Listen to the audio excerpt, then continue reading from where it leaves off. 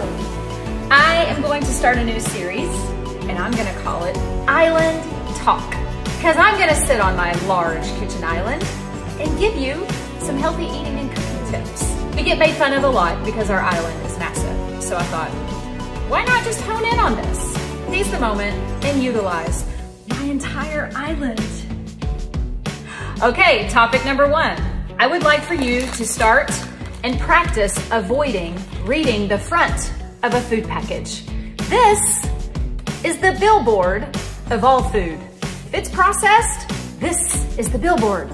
They want you to buy it. They are going to tell you everything you want to hear. Like this, sugar-free, but it's a cookie. How can a cookie not have sugar? Oh yeah? Because it's filled with artificial sweeteners.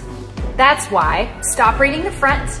I called it the gimmicks of a food label. And also, stop buying foods that have artificial sweeteners in them. Artificial sweeteners are causing so many health problems.